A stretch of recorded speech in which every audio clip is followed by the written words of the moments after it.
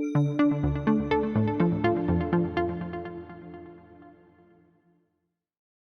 think they're important. Again, they are political documents. They have been drafted by politicians who've been compromises and this and that in them. They're implemented by governmental entities that aren't accustomed to moving quickly. That's not the basic role model that we've seen, and we've hollowed out some of that infrastructure over time.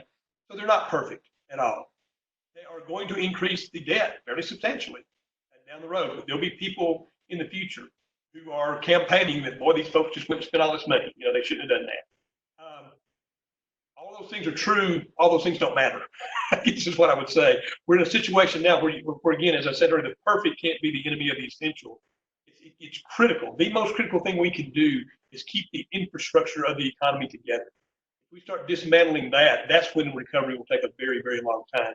And the monies that are flowing out right now, for all their imperfections, are doing that and helping with that. And then hopefully we're getting better at it over time, and they'll figure out different things they can do that make it more effective. That's part of the ongoing process, and a lot of conversations taking place about that at federal, state, and local levels. Governments are trying to figure out what they can do and what they can't do.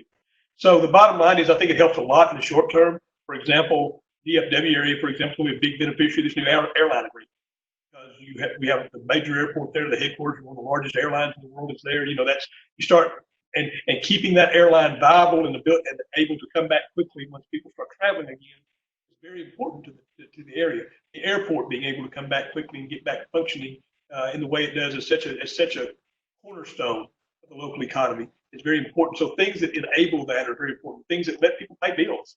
Things that let small businesses keep folks on their payrolls. Those things are very important right now.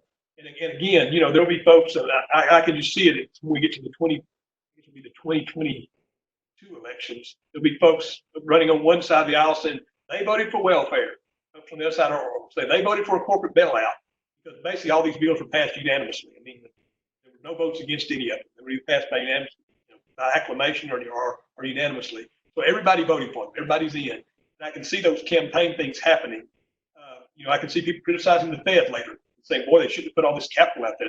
They've made money so cheap people are getting addicted to it. All those things are true, but they don't matter. I mean, right now you have to focus on the big problem that's in front of us.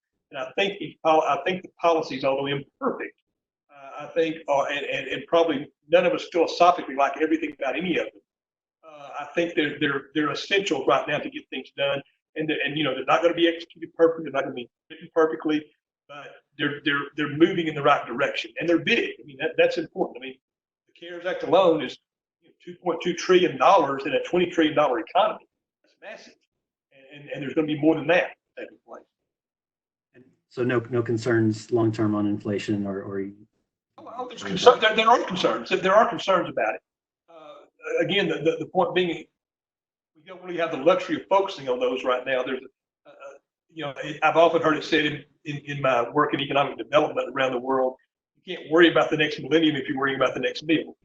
And to some extent, that's where the country is right now. We have to focus on this. But yes, this is going to exacerbate what was already a situation. I mean, nobody's tried to control the debt or spending in years in either party. I mean, it's basically been a love fest of spending for a long time, and that has consequences.